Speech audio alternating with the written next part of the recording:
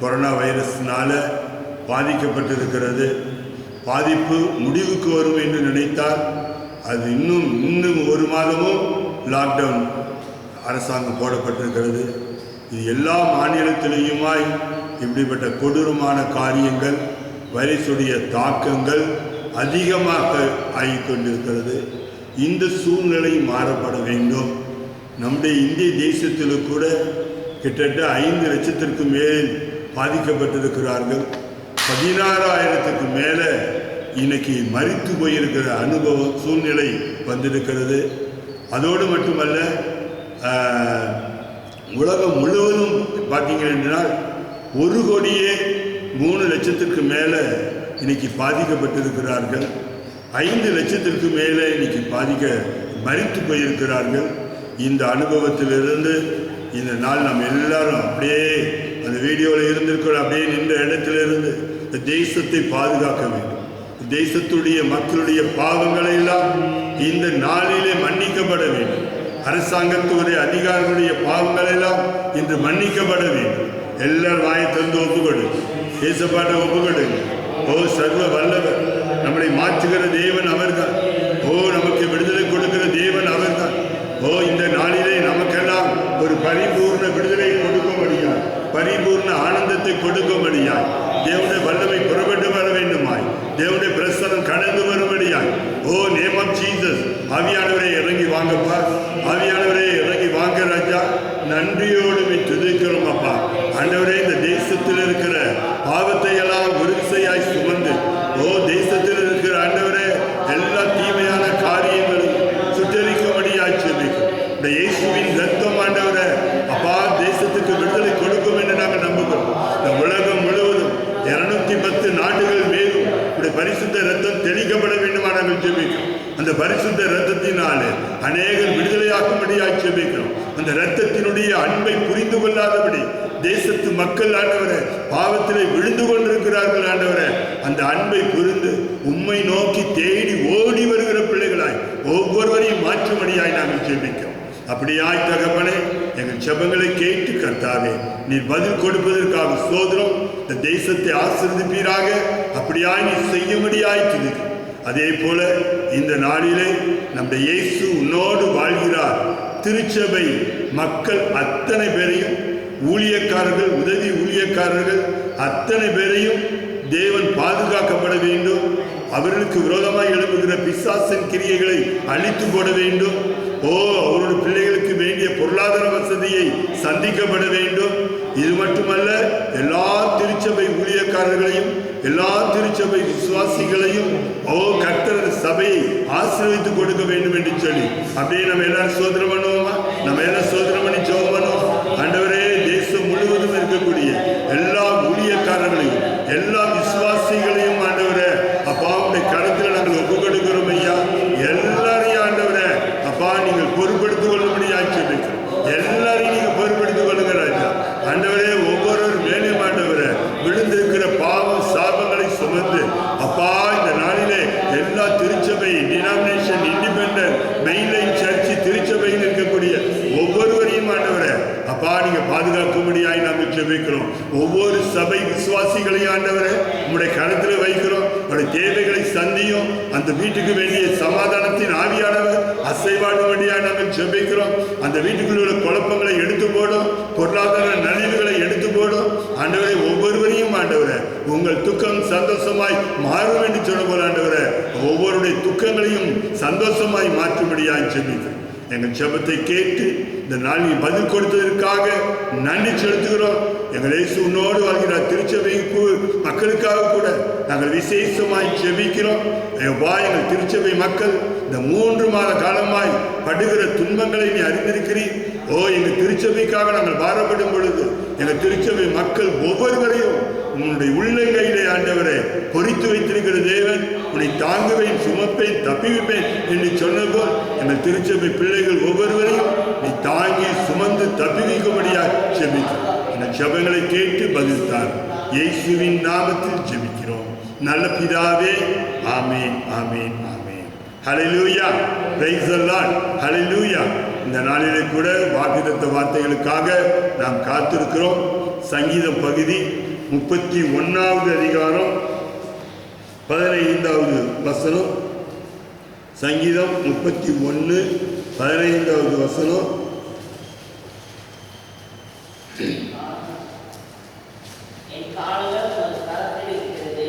என் காலங்கள் உமது கரத்தில் இருக்கிறது, என் சத்துருக்களின் கையுக்கும் என்னை துன்பப்படுத்துவர்களின் கையுக்கும் என்னை தப்புவியும். பாருங்கள், இன்னைக்கு வேதம் சொல்லுகிறது என் காலங்கள். எல்லாம் சொல்லுங்க பாப்போம். எல்லாம் உட்கார்ந்துருக்கிற அந்த இடத்துல என் காலங்கள் உம்முடைய கரத்திலே இருக்கிறது. அப்ப வேதம் சொல்லுகிறது என் காலங்கள் உமது கரத்திலே இருக்கிறது. அப்ப நம்முடைய வாழ்க்கை முழுவதும் யாருடைய கரத்தில் இருக்குன்னு சொன்னா தேவனுடைய கரத்தில் இருக்கிறது. தேவன் தான் உங்களை உயர்த்த முடியும், தேவன் தான் உங்களை தாழ்த்த முடியும். தேவன் தான் உங்களுக்கு சமாதானத்தை கொடுக்க முடியும், தேவன் தான் உங்களுக்கு சமாதானத்தை எடுக்கவும் முடியும். அப்ப தேவன் எப்போதும் கொடுக்கிறவர் எடுக்கிறவர் அல்ல. இழந்ததை நான் திருப்பி கொடுப்பேன் என்று ஆண்டவர் சொல்லுகிறார். அது எப்போ நம்ம இழக்கிறோம் என்று சொன்னால் ஆண்டவருக்கு விரோதமாய் நாம் நடக்கும் பொழுதுதான் அப்ப நமக்கு வரக்கூடிய ஆசீர்வாதங்களை பெற்றுக்கொள்ள முடியாதபடியாய் இருக்கிறது. அதனால பைபிள் சொல்கிறது என் காலங்கள் உமது கரத்தில் இருக்கிறது. என்னுடைய வாழ்க்கை உம்முடைய கரத்திலே இருக்கிறது. என்னுடைய வியாபாரம், தொழில், முன்னேற்றம் எல்லாம் உம்முடைய கரத்திலே இருக்கிறது. அப்ப தேவாதி தேவன் சொல்லுகிறார் என் காலங்கள் உம்முடைய கரத்திலே இருக்கிறது. அப்ப நம்ம ஒவ்வொரு நாளும் அவற்றை ஒப்பு கொடுத்து நாம் செபிக்கப்படும் பொழுது நிச்சயமாகவே அந்த தேவன் நம்மளை உள்ளங்கையில் பொறித்து வைத்திருக்கிற தேவன், என் கரத்திலே நீ அடங்கி இருந்தால் ஏற்ற காலத்திலே உன்னை நான் உயர்த்துவேன் என்று ஆண்டவர் சொல்றார். அப்ப நம்மளுடைய கரத்துல நம்ம அடங்கி இருக்கணும். அப்படி அடங்கி இருந்தா அடுத்த வரி சொல்லுகிறது என் சத்துருக்களின் கைக்கும் என்னை துன்பப்படுத்துகிறவர்களின் கைக்கும் என்னை தப்புவியும். அப்ப எப்ப தப்புவிப்பியாங்க, எப்ப ஆண்டவர் பாதுகாப்பார் என்று சொன்னால் நீ தேவனுடைய கரத்திலே இருக்கப்படும் பொழுது நிச்சயமாய் சத்துருக்களில் வரக்கூடிய பிரச்சனையா இருந்தாலும் சரி, துன்பப்படுத்துவருடைய கைக்கும் கர்த்தர் நம்மை தப்புவிப்பார். அல்லேலூயா, பிரைஸ் தி லார்ட். தேவனுடைய கரத்தில் ஒப்புக்கொடு. சாத்ராக், மேஷாக், அபேத்நேகோ அவர் அக்கினி சூளையில போடணும் அப்படின்னு சொல்லும் பொழுது அவன் உலகத்தை சார்ந்து பேசவில்லை. தேவனையே பற்றி கொண்டு உறுதியாய் பற்றி கொண்டு என் தேவன் என்னை விடுவிப்பார், என் தேவன் என்னை விடுவிக்கவில்லை என்று சொன்னாலும் இந்த சிலையை நாங்கள் வணங்க மாட்டோம், ஆராதிக்க மாட்டோம் என்று சொல்லி தன்னை தேவன் கரத்திலே ஒப்பு கொடுத்தார்கள். ஒப்பு கொடுத்ததுனாலதான் அந்த அக்னி சூளையில் போட்ட அவர்களை கர்த்தர் ஒரு சேதமும் இல்லாதபடியாய் கர்த்தர் பாதுகாத்தார். அருமையான சகோதரியே, இன்னைக்கு சாத்ராக், மேஷாக், அபேத்நேகோ பாதுகாக்கப்பட்டது உண்மையானால் இன்னைக்கு என்னையும் உங்களையும் கர்த்தர் பாதுகாக்க போகிறார். ஹல்லேலூயா, ஹல்லேலூயா, பிரைஸ் தி லார்ட், ஹல்லேலூயா. அதனாலதான் தானியேல் 2வது அதிகாரம் 21வது வசனம் சொல்லப்படுகிறது, அவர் காலங்களையும் சமயங்களையும் மாற்றுகிறவர். அவர் காலங்களையும் சமயங்களையும் மாற்றுவார். திடீர்னு மழை பெய்யும், திடீர்னு வெயில் அடிக்கும், திடீர்னு சுனாமி வரும், இல்லை திடீர்னு நல்ல இயற்கை சூழ்நிலையை ஆண்டவர் நமக்கு கொடுக்கிறவர். அதான் அவர் காலங்களையும் சமயங்களையும் மாற்றுகிறவர். அப்ப அருமையான சகோதரியே, எல்லாம் தேவனுடைய கரத்துல தான். இந்த உலகத்துல எந்த மனுஷனும் எந்த அதிகாரிகளோ நாட்டை ஆளக்கூடியவர்களாக இருந்தால் கூட இந்த காலங்களையும் சமயங்களையும் மாற்றவே முடியாது. அதனாலதான் ஆண்டவர் சொல்கிறாரு என் காலங்கள் உம்மது கரத்தில் இருக்கிறதுன்னு சொல்லி தாவீது கெஞ்சுகிறான். பாருங்க, என்னோட வாழ்க்கை முழுவதும் யாருடைய கரத்தில் இருக்கிறது? உங்க கரத்தில் இருக்கிறது. அதனாலதான் ஆடு மேய்ச்சவனை கொண்டு போய் தேவன் அரசனாய் மாற்றினார். அப்ப ஆடு மேய்த்து கொண்டிருக்கிறவன் தான். ஆனால் அவன் அரசனாய் மாறுவதற்கு காரணம் என்ன என்று சொன்னால் அவன் ஒவ்வொரு நாளும் தேவனுடைய கரத்திலே தன்னை அர்ப்பணித்து ஜெபித்து அவன் பார்த்து கொண்டான். ஹல்லேலூயா, ஹல்லேலூயா. நான் மாறிடுவேன், என்னுடைய சூழ்நிலை மாறி போயிடும். கர்த்தர் நேற்றும் இன்றும் என்றும் மாறாத தேவன். அல்லேலூயா. அதெல்லாம் பார்த்தீங்கன்னா எபிரேயர் 13:8 படிச்சு பார்த்தீங்க அப்படின்னா, அவர் நேற்றும் இன்றும் என்றும் மாறாதவராக இருக்கிறார். அப்ப தேவன் ஒருபோதும் மாறுவது கிடையாது. நான் தான் மாறி வருகிறேன். காசு இருக்கும்போது ஒரு மாதிரி பேச்சு, காசு இல்லைன்னா ஒரு மாதிரி பேச்சு. நல்ல ட்ரெஸ் போட்டால் ஒரு பேச்சு, ட்ரெஸ் இல்லைன்னா ஒரு மாதிரி பேச்சு. அப்ப நம்முடைய சூழ்நிலை மாற்றுகிறோம். ஆனால் தேவன் என்றென்றும் மாறாதவராய் இருக்கிறார். ஒரு நாள் அவர் மாறவே மாட்டார். எந்த சூழ்நிலையிலுமாய் அவர் மாறவே மாட்டார். அப்ப தேவன் நம்மளை மாறாதவராய் இருக்கிறதுனாலதான் மல்கியா புத்தகத்துல கூட 3 மாற்றீங்கன்னா, நான் கர்த்தர், நான் மாறவே மாட்டேன். நான் கர்த்தர், நான் மாறவே மாட்டேன், மாறாத தேவன் என்று ஆண்டவர் சொல்றார். அதனால அவர் ஒரு நாளும் உன்னை ஆசீர்வதிப்பேன் என்று சொன்னால் நிச்சயமாய் ஆசீர்வதிப்பார். உன்னை பெருக பண்ணுவேன் என்று சொன்னால் பெருக பண்ணுவார். உன்னை உயர்த்துவேன் என்று சொன்னால் உயர்த்தி கொண்டே இருப்பார். அப்ப தேவன் நிச்சயமாய் உன்னை மாற்றுகிற தேவனாய் இருக்கிறார். அதனால இன்னைக்கு வேதத்தில் பார்க்கிறோம், இன்னைக்கு எத்தனையோ சூழ்நிலைகளை மாறின மனுஷங்களை பார்க்கிறோம். ஆனால் கர்த்தருக்குள் இருக்கிறவர்களை கர்த்தர் மாற்றி உயர்த்தினத சூழ்நிலைகளையும் இந்த வேத புத்தகத்திலே நாம் அடிக்கடி நம்ம பார்த்து கொண்டிருக்கிறோம். அவங்க தெற்கத்திய வெள்ளங்களை எல்லாம் திருப்புகிற தேவன்.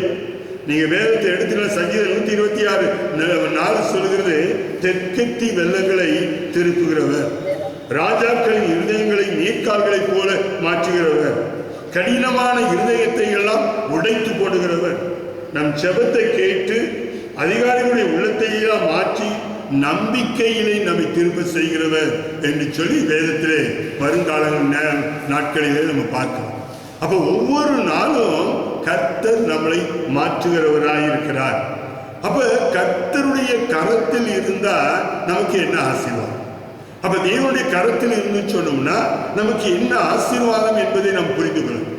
இந்த உலகத்தில் இருக்கிற அதிகாரிகளுடைய கரங்கள் நாம் இருந்தோம்னு சொன்னா ஒரு 2 வருஷம் 3 வருஷம் 4 வருஷம் அப்படியே உயர்வா போய் தொப்புன்னு கீழே விழுந்துடும். அவ்வளவுதான். நமக்கு ஒரு நாள் நிம்மதி இருக்காது, சமாதானம் இருக்காது. ஆனா தேவனுடைய கரத்தில் இருந்தால் தேவன் உங்கள் துக்கம் சந்தோஷமாய் மாறும். அப்ப உங்களுடைய துக்கங்களை எல்லாம் சந்தோஷமாய் மாற்றுகிறவர் தான் நம்முடைய ஆண்டவராகிய இயேசு கிறிஸ்து. அப்ப நம்ம வாழ்க்கையில எத்தனை துக்கங்கள் இருந்தாலும் அதை சந்தோஷமாய் மாற்றுவார். அதோடு மட்டுமல்ல, எப்ப பார்த்தாலும் புலம்பல். இப்போ இன்னைக்கு வைரஸ்னால இன்னைக்கு அநேக ஜனங்கள் புலம்பிக் கொண்டிருக்காங்க.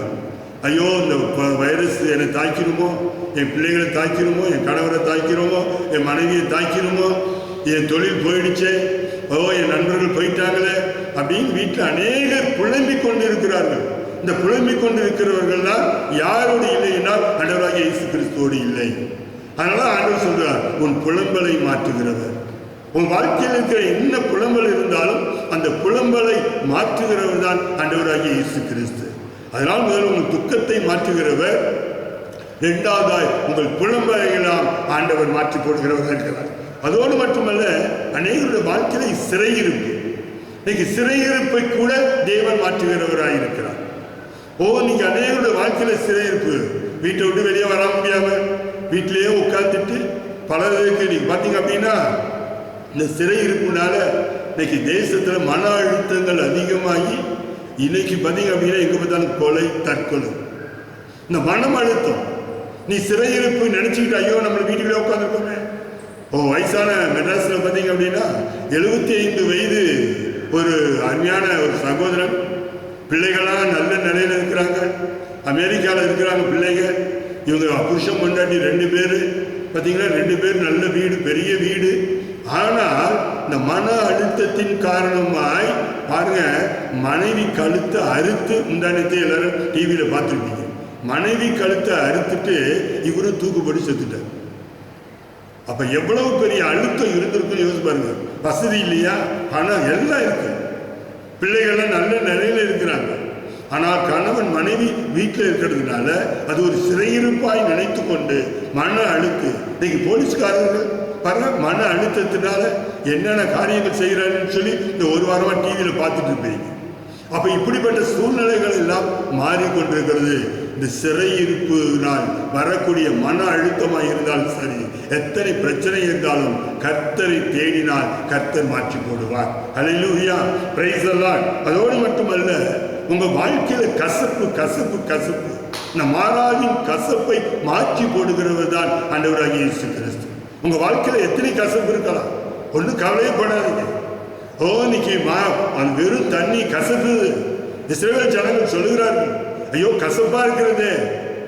ஆனால் அந்த இடத்தில் ஒரு மரத்தை போட்டு உடனே சொன்னாரு, நீங்க எல்லாம் குடிங்கள் என்று சொல்லும்போது அந்த கசப்பு மாறி போனது.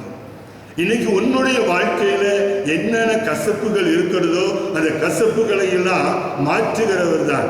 அதனாலதான் நம்ம சங்கீதம் 31:11, என் காலங்கள் உம்முடைய கரத்திலே இருக்கிறது. என் காலங்கள் எங்க இருக்கிறதா? உங்களுடைய கருத்தில். நீங்க அவர் கருத்தில் இருந்தாதான் உங்க துன்பம் பிரச்சனை எல்லாம் மாற்றி போடுவோம். உன்னுடைய கருத்துல, தேவனுடைய கருத்துல இல்லாம ஐயோ என் துக்கம் போலியே, என் கஷ்டம் நீங்களேனா, நீ யாருடைய கருத்துல இல்லைன்னா தேவனுடைய கருத்திலே இல்லை. அப்ப தேவனுடைய கருத்தில் இருக்கும் பொழுதுதான் அதை மாற்றி போடுகிற தேவன் சர்வ வல்லவர். அதனால இன்னைக்கு வேதம் கூட சொல்லுகிறது, மாறாவின் கசப்பை மாற்றுகிற தேவன். அதோடு மட்டுமல்ல, ஆண்டவர் சொல்கிறார், உங்கள் சாபம் எவ்வளவு பெரிய சாபமா இருந்தாலும் சரி, உங்க மூதாதையர் செய்த பாவம் உன்னை தொடர்ந்து வந்து உன் குடும்பத்தை சீரழித்துக் கொண்டிருந்தால் சரி, ஆண்டவர் சொல்லுகிறார், உன் சாபத்தை மாற்றுகிற தேவன். அப்போ உன்னுடைய சாபம் எதுவாக இருந்தாலும் ஆண்டவராக இயேசு கிறிஸ்துவிடம் ஒப்பு கொடுங்க. நீங்க ஒப்பு கொடுத்து பார்க்கும் பொழுது உங்கள் சாபத்தை எல்லாம் கர்த்தர் மாற்றி போடுகிற தேவன். அதோடு மட்டுமல்ல, ஐயோ இந்த கொரோனா வைரஸ்னால என் வாழ்க்கையே போயிடுச்சு, என் வாழ்க்கையே இப்படி ஆயிடுச்சு, இனிமேல் நான் மீளவே முடியாது. எத்தனை தொழிலதிபர்கள் இங்கே மடித்து போயிருக்கிறாங்க. பாருங்க, திருநெல்வேலியில இருட்டு கடை அல்வான்னு சொல்லுவாங்க. அந்த மனுஷன் நல்ல பெரிய பணக்காரன், நல்ல வீடு, பிள்ளைங்க எல்லாம் இருக்காங்க. ஆனா கொரோனா வந்துச்சு அப்படின்னு சொன்ன உடனே இவர் போய் தூக்குப்படி செத்து போயிட்டார். அந்த வாழ்க்கை இருள் இருள் இருள். இப்ப இருளை உன்னுடைய வாழ்க்கையில கூட, ஐயோ என் வாழ்க்கையில் இப்படி ஆயிடுச்சு, என் வாழ்க்கையில இப்படி பிரச்சனை ஆயிடுச்சு, என் வாழ்க்கை இருள் ஆயிடுச்சு, இனிமேல் நான் முன்னேறவே முடியாதா, என் வாழ்க்கையில இப்படிப்பட்ட நஷ்டம் வந்துருச்சு, கஷ்டம் வந்துருச்சு. இன்னைக்கு ஆண்டவர் சொல்கிறார், உன் இருளை வெளிச்சமாய் மாற்றுகிறது. உன் வாழ்க்கையில எத்தனை இருள்கள் வந்தாலும் கவலையப்படாது. அந்த இருளை எல்லாம் கர்த்தர் மாற்றுகிற தேவன். அதோடு மட்டுமல்ல, உன் வாழ்க்கையில கோணலை மாற்றுகிறது. உன் வாழ்க்கையில் எத்தனை பாவங்கள் இருக்கிறது, எத்தனை அக்கிரமங்கள் இருக்கிறது. ஐயோ என் வாழ்க்கையை மாற்றவே முடியாது, நான் மிகவும் மகா பெரும் பாவி என்று சொல்லி நீங்க இருக்கலாம். எத்தனை இயேசு வந்தாலும் என் பாவத்தை மன்னிக்க மாட்டார் என்று சொல்லி நீங்க எத்தனையோ பேர் கலங்கி கொண்டு இருக்கலாம். ஆனால் கர்த்தர் சொல்கிறார், உன் கோணலான வாழ்க்கையெல்லாம் நான் செவ்வையாய் மாற்றுவேன். அந்த யோவான் சுவிசேஷம் 16வது அதிகாரம், யோவான் சுவிசேஷம் 16வது அதிகாரம் 20வது வசனம், ஒரு 2-3 வசனங்கள் படித்து நாம் ஜபத்துக்குள்ளே கடந்து போவோம். 16-20, நீங்கள் அழுது புலம்புவீர்கள். எடுத்தவங்க படிங்களா?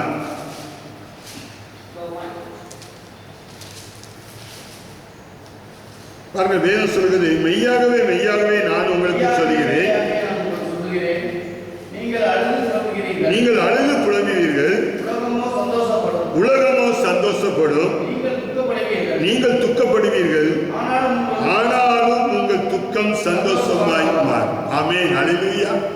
இதான் நீங்க தேவனுடைய கரத்துல இருந்தா என்ன கிடைக்கும்? என் காலங்கள் உன்னுடைய கரத்தில் இருக்கிறது. அப்போ உன்னுடைய காலங்கள், ஒவ்வொரு மனுஷனுடைய, என்னுடைய காலங்களும், என் குடும்பத்தினுடைய காலங்களும், திருச்சபை மக்களுடைய காலங்களும் யாருடைய கருத்தில் இருக்கிறது சொன்னால் தேவனுடைய கருத்தில் இருக்கிறது.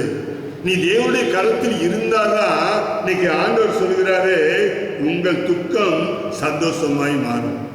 நீங்க அதுதான் முன்னாடி பைபிள் சொல்லுது, நீங்கள் அழுது புலம்புவீர்கள், உலகமோ சந்தோஷப்படும், நீங்கள் துக்கப்படுவீர்கள், ஆனாலும் உங்கள் துக்கம் சந்தோஷமாய் மாறும். அதனால நீங்கள் அழுது புலம்ப ஒன்றும் கவலைப்படாதீங்க. ஐயோ என் வாழ்க்கை இப்படி ஆயிடுச்சு, ஏதோ கொரோனா வைரஸ்னால பொழப்பெல்லாம் கெட்டு போயிடுச்சு அப்படின்னு நீங்கள் அழுது புலம்புவீர்கள். ஆனால் நீங்கள் அழுது புலம்பினாலும் நீ தேவனுடைய கரத்தில் இருப்பீர்கள் என்று சொன்னால் நிச்சயமாய் உங்கள் துக்கத்தை சந்தோஷமாய் கர்த்தர் மாற்றுவார். நீ தேவனுடைய கரத்தில் வராம, தேவனுடைய பாதத்தில் வராம, கர்த்தருக்கு காத்திருக்கிறவர்கள் புது பலன் அடைந்து கழுகுகளைப் போல செட்டைகளை அடித்து எழும்புவார்கள், ஓடினால் இளைப்படையார்கள், நடந்தாலும் சோர்வடையார்கள் என்று சொல்லி வேதம் சொல்வது போல நீ தேவ சமூகத்துல காத்திருந்து ஜெபிக்காம, துதிக்காம, ஆராதிக்காம நிச்சயமாய் உன்னுடைய துக்கம் சந்தோஷமாய் மாறாது.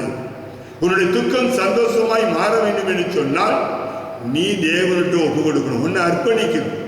அதனாலதான் சங்கீதம் 31:15 பார்த்தோம், என் காலங்கள் உம்முடைய கரத்திலே இருக்கிறது.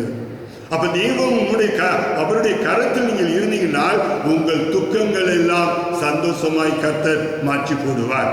பாருங்கள், அடுத்ததாக நம்ம இடத்துல படிப்போம் சங்கீதம் 30வது அதிகாரம் 11வது வசனம். சங்கீதம் 30வது அதிகாரம் 11வது வசனம்.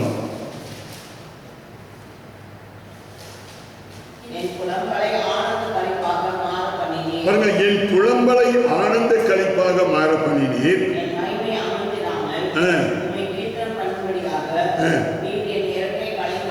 களைத்து போட்டு. பாருங்க, இங்க ஆண்டவர் சொல்கிறார் என் புலம்பலை ஆனந்த களிப்பாக மாற பண்ணினீர். எல்லாம் சொல்லுங்க, வாய்த்தல் சொல்லுங்க, என் புலம்பலை ஆனந்த களிப்பாக மாற பண்ணினீர். இன்னைக்கு நிறைய பேர் நம்ம வருமானம் குறைஞ்சு போனதுனால, இன்னைக்கு நிறைய பேர் கணவன் மனைவி வீட்டிலே இருக்கிறதுனால 2 பேருக்கும் மன அழுத்தம், 2 பேருக்கும் சண்டை. இன்னைக்கு பார்த்தீங்க அப்படின்னா இன்னைக்கு அநேக குடும்பங்கள்ல இன்னைக்கு சண்டை வருவதற்கு காரணம் 2 பேரும் ஒரு வீட்டில் இருக்கிறதுனால தான். அதனால என்ன செய்றாங்க, இன்னைக்கு வருமானம் இல்லை, மனைவி என்ன செய்றாங்க, தேவையில்லாம வார்த்தைகள் பேசுறாங்க. தேவையில்லாம வார்த்தைகள் பேசும் பொழுது கணவனுக்கு கோபம் வந்துடுது, 2 பேருக்கும் அடிப்படி தகராறு சண்டை. இன்னைக்கு அதனால பார்த்தீங்க அப்படின்னா இவங்க அந்த வீட்டில் உட்கார்ந்துட்டு வழி இல்லாம சண்டை போட்டுக்கிட்டு புலம்பிக்கிட்டு, ஐயோ இப்படி இருக்கிறாரா இவரு. இன்னும் சில பேர் வீட்டில் உட்காந்து குடிச்சுக்கிட்டே இருக்காங்க, நகையை விற்று பாத்திரத்தை விற்று பார்த்தீங்க அப்படின்னா அது இருக்கு. அதனால அந்த குடும்பம் புலம்பிக்கொண்டே இருக்கிறது. இப்படி இந்த புலம்பலில் இருந்து கர்த்தரை உன்னை மாற்ற வேண்டும் என்று சொன்னால் வேதம் சொல்லுது என் புலம்பலை ஆனந்த களிப்பாய் மாற பண்ணினேன். அப்போ தேவன் ஒருவர் தான் உங்க புலம்பலை எல்லாம் ஆனந்த களிப்பாய் மாற பண்ணுங்க. வேற ஒருவராலும் உங்கள் புலம்பலை ஆனந்த களிப்பாக மாற பண்ணவே முடியாது. அதனால எத்தனை உங்களுக்கு பிரச்சனை வரட்டும், எத்தனை போராட்டங்கள் வரட்டும், நஷ்டம் கஷ்டம் வரட்டும், ஆனால் கர்த்தர் மாற்றி போடுவார்.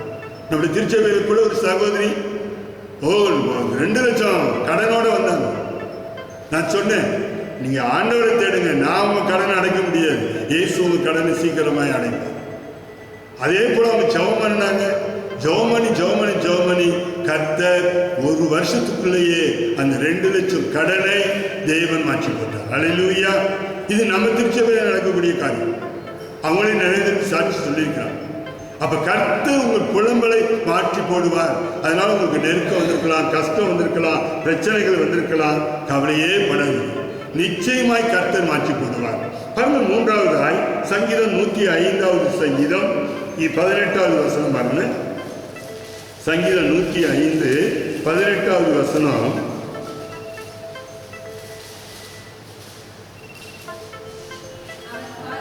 அவன் கால்களை விலங்கு போட்டு ஒடுக்கினார்கள், அவன் பிராணன் இரும்பினால் அடைக்கப்பட்டு இருந்தது.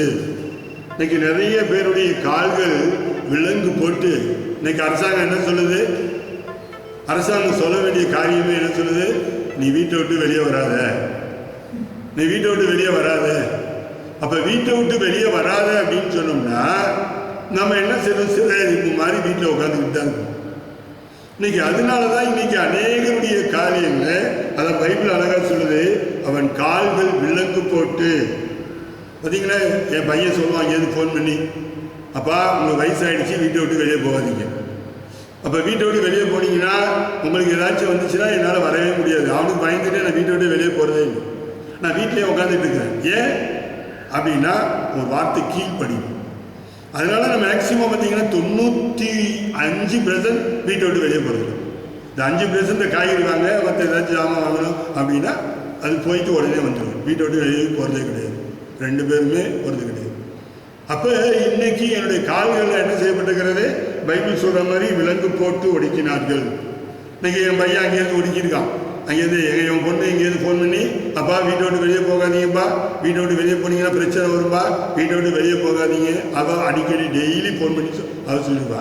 என் மையன் ஒரு வாரத்தில் 2 நாள் ஃபோன் பண்ணி, நீங்கள் வீட்டை விட்டு வெளியே போகாதீங்க. இனிமேல் இதுதான் அரசாங்கத்திலையும் இதான் சொல்லுவாங்க, வீட்டை விட்டு வெளியே வராதீங்க, மாஸ்க் போட்டுட்டு வாங்க, சானிடைசர் போட்டு இருப்பீங்க, கையில் சோப்பு போட்டு கழுவுங்க. இதெல்லாம் நம்மளுக்கு பிரச்சனை தான். ஆனாலும் வீட்டில் இருக்கிறது உங்களுக்கு எதுக்காக இருக்கிறீங்களா? நீங்கள் தேவனோடு ஐக்கியமாக இருப்பதற்காக. நீ தேவனோடு ஐக்கியமாக இருப்பீர்கள் என்று சொன்னால் நிச்சயமாய் உங்களுடைய புலம்பல், சிறையிருப்பு, துக்கங்களை எல்லாம் கர்த்தர் மாற்றி போடுவார். அதான் மாயவர்களுக்கு உன் சிறையிருப்பை மாற்றுகிற தேவன். அப்போ உங்க இதில் விலங்கு போட்டு உட்கார்ந்தா என்ன இருக்கும்? வீட்டில் உட்கார்ந்து இருக்கிறது ஒரே மனசு கஷ்டமாக தான் இருக்கும், சிறையிருப்பு போல தான் இருக்கும். இது சிறையிருப்பு, எங்கேயுமே வெளியே போக முடியாது, வெளியே போனால் சம்பாதிக்க முடியாது. அப்போ அதனால வெளியே போகாம நான் வீட்டில் உட்காந்துட்டு இருக்கிறேன். வீட்டில் போய் உட்காந்துருக்கும் போது அது சிறையிருப்பு அனுபவம். இந்த சிறையிருப்பு அனுபவத்திலிருந்து கர்த்தர் உங்களை மாற்றுகிறவராய் இருக்கிறார். அல்லேலூயா, பிரைஸ் தி லார்ட். அதனால இன்னைக்கு வேதம் அழகா சொல்கிறது, அவன் கால்களை விலங்கு போட்டு ஒடுக்கினார்கள், அவன் பிராணன் இரும்பில் அடைக்கப்பட்டிருக்கிறது.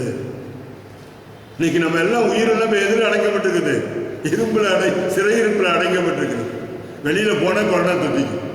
அதனால நீ வீட்டில் அடங்கி இருந்தாதான் நீ பாதுகாக்கப்படுவ. நீங்க வீட்டை விட்டு வெளியில போனீங்கன்னா அந்த கொரோனா வைரஸ் எந்த ரூபத்தில் வருதுன்னே தெரியல. எந்த ரூபத்தில் வருதுன்னு தெரிஞ்சிச்சுன்னா நம்ம ஒதுங்கி போயிடலாம். ஒரு துஷ்டன் வந்தால் ஒரு நல்லவன் அவன் துஷ்டம் வரான், அதனால நம்ம ஒதுங்கி போகணும்னு நினைக்க வரலாம். ஆனால் துஷ்டனாக இருக்கக்கூடிய வைரஸ் எந்த ரூபத்தில் வருதுன்னே தெரியல. காய்கறி வழியாக வருதா, பணத்து வழியாக வருதா, காற்றுல வருதா, எதில் வருதுன்னே தெரியல. அதனால்தான் உன் கால்கள் இன்னைக்கு முடக்கப்பட்டிருக்கிறது. ஆனால் சிறையிருப்பார்கள். அந்த சிறையிருப்பை மாற்ற வேண்டும் என்றால் நீ ஆண்டவரை நோக்கி ஜெபம். வீட்டில் உட்கார்ந்து நல்லா எவ்வளோக்கு எவ்வளவு ஜெபிக்கிறீங்களோ ஜெபிக்க கர்த்தர் உங்களை பாருங்க. நான் அதுதான் இப்போ கற்றுக்கொண்டேன். இந்த வீட்டை விட்டு நான் வெளியே போகலன்னா மேக்சிமம் நானே மனைவியும் உட்காந்து மேக்சிமம் பார்த்தீங்கன்னா காலையில் ஜெபம் பண்ணுறோம், 10:30 12 மணி வரையும் ஜெபம் பண்ணுறோம், சாயந்தரத்தில் 4:30 மணிலேருந்து 6 மணி வரையும் ஜெபம் பண்ணுறோம், அப்புறம் மறுபடியும் ராத்திரியில் ஜெபம் பண்ணுறோம். அப்போ இவெல்லாம் நாங்கள் ஜெபத்திலே நாங்கள் நடத்தி கொண்டிருக்க கர்த்தர் எங்களுக்கு கொடுத்த ஒரு கிருபையை நினைத்து கொண்டிருக்கோம். நான் இவ்வளோ நாள் நான் என்னுடைய வாழ்க்கையில் கூட இப்படி நான் ஜெபம் பண்ணதே கிடையாது. ஆனால் இந்த கொரோனா வைரஸில் வீட்டில் இருக்கிறதுனால வீட்டில் இருந்தால் மன அழுத்தம் வராமல் இருக்க வேண்டாம், சிறையிருப்பு வராமல் இருக்க வேண்டாம், ஜெபத்திலே அதிகமாய் பங்கு பெற பொழுது கர்த்தர் உன் சிறையிருப்பை கர்த்தர் மாற்றி போடுகிறார். பரம வேதத்தில் யாத்திராகமம் 15வது அதிகாரம், யாத்திராகமம் 15வது அதிகாரம் 23வது வசனம் பாருங்க.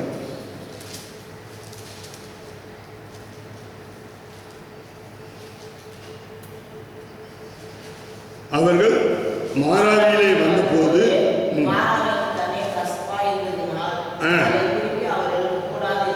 பார்த்தீங்களா, மாராவியிலே வந்தபோது மாராவின் தன்னை கசப்பாய் இருந்ததினால் அதை குடிக்க அவர்களுக்கு கூடாது இருந்தது. அதனால் அவ்விடத்துக்கு மாறா என்று பெற்றார். 25வது வசனம் சொல்லுது, மோசே கர்த்தரை நோக்கி கூப்பிட்டார். அப்போது கர்த்தர் மோசேக்கு ஒரு மரத்தை காண்பித்தார். அதை அவன் தண்ணீரில் போட்டவுடனே அது மதுரமான தண்ணீராயிற்று. அங்கே அவர்களுக்கு ஒரு நியமத்தையும் நியாயத்தையும் கட்டளையிட்டு அங்கே அவர்களை சோதித்தார். அல்லேலூயா. பாருங்க, ஜனங்கள் குடிக்க போகும்போது தண்ணி இல்லை, மக்கள்லாம் புலம்ப ஆரம்பிச்சிட்டாங்க. ஐயோ என்னோட வாழ்க்கை போயிடுச்சே அப்படின்னு சொல்லி எல்லாமே கதற ஆரம்பிச்சிட்டாங்க. ஆனால் கர்த்தர் சொல்கிறாரு, மோசேக்கு ஒரு மரத்தை காமிச்சு அந்த மரத்தை போட்டு நீ அதில் பாரு, அது மாறணும்னு உடனே தண்ணி மாறிடும், நீ எல்லாரையும் குடிக்க சொல்லு. அங்கே சாதாரண ஒரு சின்ன மரம், இன்னைக்கு அந்த மரம் தான் சிலுவை மரம். இந்த சிலுவை மரம் உன் வாழ்க்கையில் வரும் பொழுது, இந்த சிலுவை என்று சொல்லும் பொழுது அந்த சிலுவையிலே அந்த எதற்காக கொடுக்கப்பட்டிருக்கிறது, அந்த சிலுவையிலே யார் பாடுபட்டார், யார் ரத்தம் சிந்தினார், அந்த சிலுவையிலே தேவனுடைய பாடுகளை எல்லாம் நீ நினைத்து நினைத்து நினைத்து பார்த்து நீ துதிக்கப்படும் பொழுது உன்னுடைய வாழ்க்கையில் இருக்கக்கூடிய கசப்புகளை கூட கர்த்தர் மாற்றி போடுவார். இன்னைக்கு உன்னுடைய வாழ்க்கையோட கசப்புகள் மாறாததுக்கு காரணம் என்னன்னு சொன்னால் அந்த சிலுவை பாடுகளை நினைத்து பார்ப்பதில்லை. இன்னைக்கு நினைத்து பார்க்க மாட்டேன்னு இன்னைக்கு உலகத்தில் இருக்கிற எல்லா மக்களும் என்ன செய்றாங்க, போய் சிலுவையை தான் நீங்க நினைக்க சொன்னாரு அப்படின்னு அங்க இருக்கிற போய் சிலுவை போய் தொட்டு கும்பிட்டுட்டு வந்துடுறாங்க. ஆனால் அந்த சிலுவை இருதயத்துக்குள் வரவில்லை. அந்த சிலுவை இருதயத்துக்குள் வர வேண்டும். அது அந்த இருதயத்துக்குள் வந்து அதை தியானிக்கும் பொழுது உன்னுடைய கசப்பையெல்லாம் கர்த்தர் மாற்றி போடுகிற தேவனாய் இருக்கிறார். அல்லேலூயா, பிரைஸ் தி லார்ட். பாருங்கள், அதே உபாகம் 23வது அதிகாரம், உபாகம் 23வது அதிகாரம் 5வது வசனம் அங்க சொல்லப்படுகிறது. உன் தேவனாகிய கர்த்தர் பிள்ளையானுக்கு செவி கொடுக்க சித்தமில்லாமல் உன் தேவனாகிய கர்த்தர் உன்மேல் அன்பு கூர்ந்தபடியால் உன் தேவனாகிய கர்த்தர் அந்த சாபத்தை உனக்கு ஆசீர்வாதமாக மாற பண்ணினார். அப்ப இன்னைக்கு ஆண்டவர் சொல்கிறார், உன் சாபத்தை ஆசீர்வாதமாக மாற பண்ணினார். உன் மேல விழுந்திருக்கிற சாபம் ஒன்று மூதாதையர்கள் செய்த பாவத்தினால் அது தொடர்ந்து வரக்கூடிய சாபமா இருக்கலாம், அல்லது நீங்களே அந்த சாபத்தில் ஆளாக்கப்பட்டிருக்கலாம். உன் வாயின் வார்த்தையினால, தேவையில்லாத வார்த்தைகளினால, நீங்க மற்றவர்களுக்கு செய்கிற தவறான காரியங்களினால அந்த சாபம் வரும் பொழுது நிச்சயமாய் அதை மாற்ற முடியாது. அதனால நீங்க ஆண்டவர் சொல்கிறார், ஒன்னும் மூதாதையரிலிருந்து புறப்பட்டு வரக்கூடிய அது சாபமாக இருக்கலாம், அல்லது நான் செய்த பாவத்தினால் வரக்கூடிய சாபமாக இருக்கலாம். அப்ப எந்த சாபமாய் இருந்தாலும் கர்த்தர் அதை மாற்றி போடுவார். யாக்கோபை போல என்னை ஆசீர்வதித்தால் ஒழிய உன்னை போக விட மாட்டேன் என்று சொல்லி நீங்க தேவ சமூகத்தில் காத்திருந்து ஜெபம் பண்ணி பாருங்க. மத்தேயு 17:21 சொல்லுது, இந்த வகை ஜாதி பிசாசு ஜபத்தினாலும் உபவாசத்தினாலும் வந்து மற்ற எந்த விதத்திலும் அது புறப்பட்டு போகாது. அப்ப உபவாசம் பண்ணி ஜெபிக்கணும். நீங்க தேவ சமூகத்தில் எவ்வளவுக்கு எவ்வளவு உபவாசம் பண்ணி ஜெபிக்கிறீங்களோ, நீங்க ஜெபிக்க ஜெபிக்க ஜெபிக்க கர்த்தர் மாற்றி போடுவார். நீங்க ஆண்டவர் கொடுத்திருக்கிறார். ஏன் கேட்டீங்கன்னா, நீ உபவாசம் பண்ணி ஜெபிக்க வேண்டும் என்று தேவனுடைய சித்தமாய் இருக்கிறது. உன்னுடைய சாபங்கள் உன்னை விட்டு நீங்க வேண்டும் என்று சொன்னால் நீங்களும் உபவாசம் பண்ணி ஜெபிக்கணும். அதனாலதான் நீங்க ஊழியக்காரங்களாம் சொல்றாங்க, இப்ப பாருங்க, திங்கட்கிழமையிலிருந்து ஆகஸ்ட் 17 முடிய 50 நாள் உபவாசம் பண்ணி ஜெபிக்கணும் அப்படின்னு சொல்லி இன்னைக்கு ஒரு கட்டளை ஊழியக்காரங்க கொடுத்துருக்காங்க. அதுக்கு யார் யார் கீழ்ப்படிஞ்சு நீங்க செய்வீங்களோ நிச்சயமாக கர்த்தர் மாற்றி போடுவோம். அதுவும் இல்லாமல் நீங்க ஜெபத்தில் உபவாசம் என்று சொன்னால் தேவ சமூகத்தில் காத்திருந்து ஜெபிக்கணும். நீங்க தேவ சமூகத்தில் காத்திருந்து ஜெபிச்சிங்கன்னா அந்த சாபம் உங்களை நீங்கும். அதனால நீங்கள் உபவாசம் பண்ணி ஜெபிக்கப்படும் பொழுது, இப்ப வயசாயிடுச்சு இல்லைங்க, நீங்க தேவன்ட்ட ஒப்பு போட்டீங்கன்னா என்ன பிரச்சனை வந்தாலும் அதை மாற்றி போடுவோம். அதனாலதான் அருமையான சகோதர சகோதரியே, நீங்கள் உபவாசம் பண்ணி நீங்க ஜெபம் பண்ணி பாருங்க, உங்களுடைய சாபங்கள் ஆசீர்வாதமாய் மாற பண்ணுவார். இன்னைக்கு நிறைய பேருடைய சாபம் மாறாத காரணம் என்ன தெரியுங்களா? ஆண்டவர்கிட்ட வந்து சொல்லிட்டேன், அவர் மாற்றிடுவார். நான் உபவாசம் இருக்க மாட்டேன், எனக்கான என் ஊழியக்காரர் ஜெபம் பண்ணுவேன். ஊழியக்காரர் ஜெபம் பண்ணுவார், இவங்க கறி பிரியாணி சாப்பிடுவாங்க. அப்ப இன்னைக்கு தான் இதான் உலகம். அதனால நீ உபவாசம் பண்ணி ஆண்டவருடைய சமூகத்தில் 1 மணி நேரம் நீ காத்திருந்து ஜெபம் பண்ணி பாருங்க. நீங்க ஜெபிக்க ஜெபிக்க ஜெபிக்க கர்த்தர் உன்னுடைய சாபத்தை கர்த்தர் மாற்றி போடுவார். நீ முழங்கால் அளவுக்கு, நீ உபவாசம் இல்லாத அளவுக்கு, நீ ஜெபிக்காத அளவுக்கு உன் சாபம் மாறவே மாறாது. நீங்க ஜெபிச்சா வேற யாரையும் நம்பாத, ஊழியக்காரனை நம்பாத. உன்னுடைய நம்பிக்கை எல்லாம் ஆண்டவராகிய இயேசு கிறிஸ்துவில் இருக்க வேண்டும். அந்த நம்பிக்கையோடு நீங்க ஜெபம் பண்ணி பாருங்க, நிச்சயமாய் அந்த சாபம் ஆசீர்வாதமாய் கர்த்தர் மாற்றுவார். பாருங்கள், அதே சங்கீதம் 18வது அதிகாரம், சங்கீதம் 18வது அதிகாரம்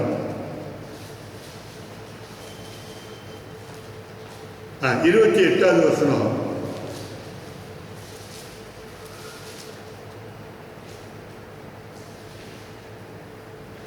தேவரீர் என் விளக்கை ஏற்றுவீர், என் தேவனாகிய கர்த்தர் என் இருளை வெளிச்சமாய் மாற்றுவார். பாருங்க, தேவரீர் என் விளக்கை ஏற்றுது. ஏன் விளக்கு அணைஞ்சு போயிருக்கு? உன் வீட்டு விளக்கு அணைஞ்சு போயிருக்கு. உன் வாழ்க்கை என்ற விளக்கு அணைந்து போயிருக்கிறது. இன்னைக்கு அணைந்து போயிருக்கிறாங்க. சில பேர் கல்யாணம் பண்ணிட்டு வரும்போது மருமகளை பார்த்து சொல்லுவாங்க, என் வீட்டுக்கு விளக்கேற்றி வைத்தவர். அந்த மருமக வந்துட்டு அந்த வீடு ஆசீர்வாதமாக இருக்கும் அப்படின்னு சொல்லுவாங்க. ஆனால் அதே வார்த்தை தான் சில பேர் தேவையில்லாத வார்த்தையை சிட்டி மருமகளை கொடுமைப்படுத்துவாங்க. ஆனால் அந்த வீட்டுக்குள்ளே வரும்போது பார்த்தீங்க அப்படின்னா சொல்லுவாங்க, என் வீட்டுக்கு விளக்கேற்றி வைக்கவர். இவன் விளக்கேற்றி வைப்பேன்னு வச்சா என் வீட்டையே இருளா மாற்றிட்டான் அப்படின்னா.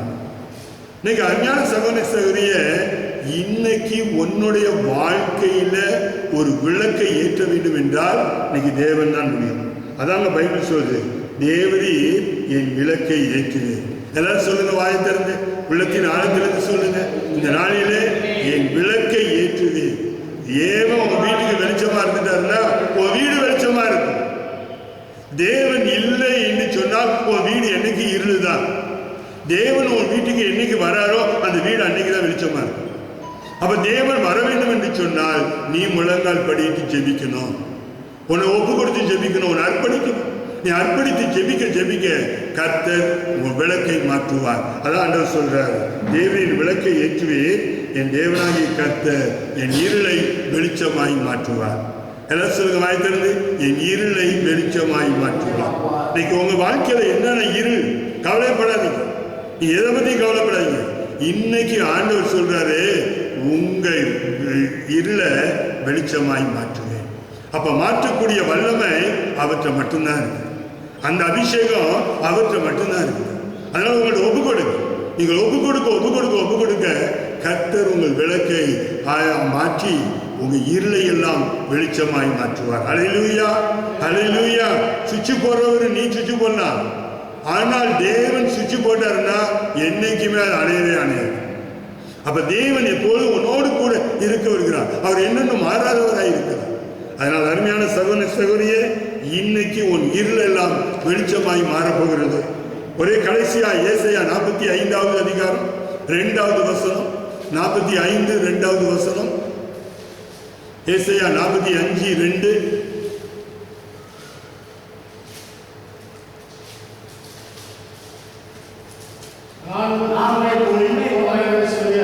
பாருங்க, வேதம் சொல்கிறது, நான் உனக்கு முன்னே போய், நான் உனக்கு முன்னே போய் கோணலானவைகளை செவையாக்குவேன்.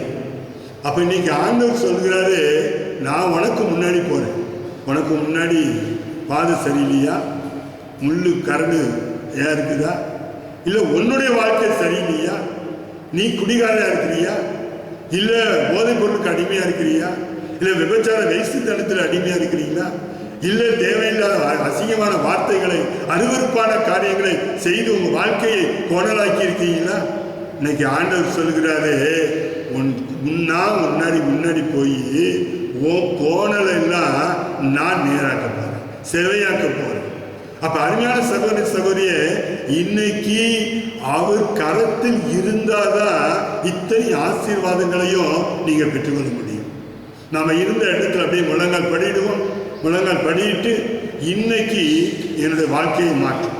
எல்லாரும் அப்பாட்ட கேளுங்க, எல்லாரும் ஏசப்பாட்ட கேளுங்க.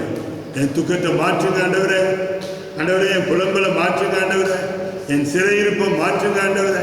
எல்லாரும் ஒரு நிமிஷம் முழங்கால் படித்து ஜெபம் பண்ணுவோமா, அப்பாட்ட ஒப்பு கொடுத்து ஜெபம் பண்ணுவோமா.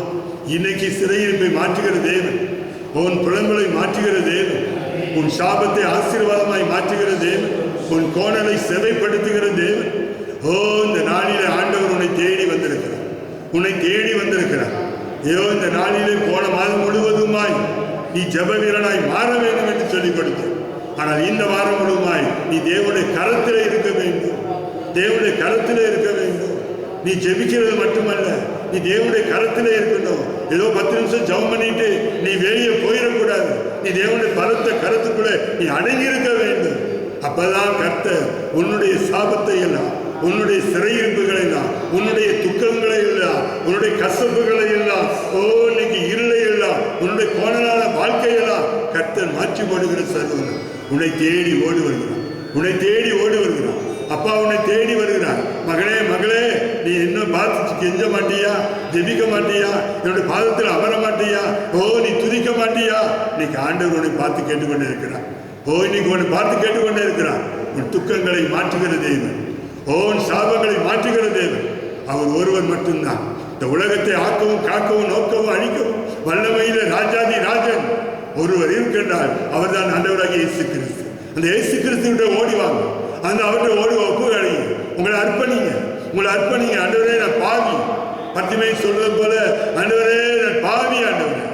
ஓ, ஒப்பு கொடுங்க, ஒப்பு கொடுங்க, ஒப்பு கொடுங்க. நீ ஒப்பு கொடுக்கப்படும் பொழுது கர்த்தர் உன் வாழ்க்கையை மாற்றுகிற தேவன். உன் வாழ்க்கை உன் புலம்பலை எல்லாம் ஆனந்த கழிப்பாய் மாறப்படும் என்று சொன்னார். இன்னைக்கு உன் வாழ்க்கையில என்னென்ன புலம்பல் இருக்கோ அதெல்லாம் கர்த்தர் மாற்ற போகிறார். ஓ, பொருளாதாரம் நலிந்து போயிருக்கிறீங்களா? கஷ்டப்படுறீங்களா? மன அழுத்தத்தில் இருக்கிறீங்களா? நிம்மதி இல்லாமல் இருக்கிறீங்களா? சமாதானம் இல்லாமல் இருக்கிறீங்களா? சந்தோஷம் இல்லாமல் இருக்கிறீங்களா? ஆண்டவருக்கு ஒப்பு கொடுங்க, அப்பாட்ட ஒப்பு கொடுங்க, ஈஸ்வராஜாட்ட ஒப்பு கொடுங்க. நீங்கள் ஒப்பு கொடுப்ப கர்த்தர் அதை மாற்றி போடுகிறது. சர்வ வல்லவர் தேவன். நன்றியோடு துதிக்கும். கர்த்தாவே, எங்கள் சபத்தை கேட்டு நீ பதில் கொடுத்ததற்காக நன்றி செலுத்துகிறோம். இந்த நாளில் இந்த தேவனுடைய வார்த்தைகளை கொண்டு ஆண்டவரே, ஓ, என்னுடைய காலங்கள் உம்முடைய கரத்தில் இருக்கிறது ஆண்டவரே, என்னுடைய காலங்கள் உம்முடைய கரத்தில் இருக்கிறது. அதற்காக நன்றி செலுத்துகிறோம் ஐயா. எங்களுடைய எல்லா காலங்களும் ஆண்டவரே உம்முடைய கரத்தில் இருக்கிறது ஆண்டவரே. இந்த வார்த்தையை கொண்டு ஆண்டவரே இந்த மாதம் முழுவதும் ஆண்டவரே அப்பா நாங்கள் ஜெபிக்க, துதிக்க, ஆராதிக்க நீ கிருபை தரும்படியாய் நாங்கள் ஜெபிக்கிறோம். இந்த வார்த்தை மூலியமா நீ பேசுவதற்காக நன்றி செலுத்துகிறோம். இந்த வார்த்தையை கேட்டுக்கொண்டிருக்கிற அத்தனை பேரையும் ஆண்டவரே இந்த ஆணிப்பட்ட கருத்தை வைத்து அபிஷேகம் பண்ணுங்க, ஆசீர்வதிங்க, பலப்படுத்துங்க, திடப்படுத்துங்க, உற்சாகப்படுத்துங்க. இப்படி வல்லமையால் நிரப்புங்க ராஜா. அப்படியா நீ செய்வதற்காக வேண்டும். துதி கன மகிமை எல்லாம் உமக்கே செலுத்துகிறோம். இயேசுவின் நாமத்தில் ஜெபிக்கிறோம் நல்ல பிதாவே. ஆமேன், ஆமேன், ஆமேன். நாத்துமாவே கர்த்தரை ஸ்தோத்திரம். முழுவதுமை பரிசுத்த நாமத்தை ஸ்தோத்திரம். என் ஆத்துமாவே கர்த்தரை ஸ்தோத்திரம்.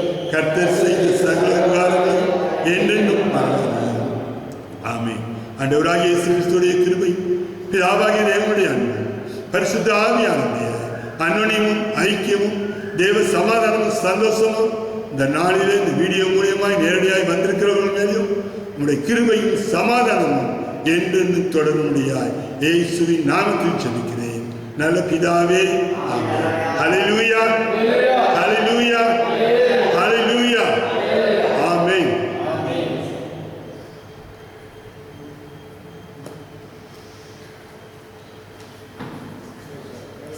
Praise the Lord. Praise the Lord.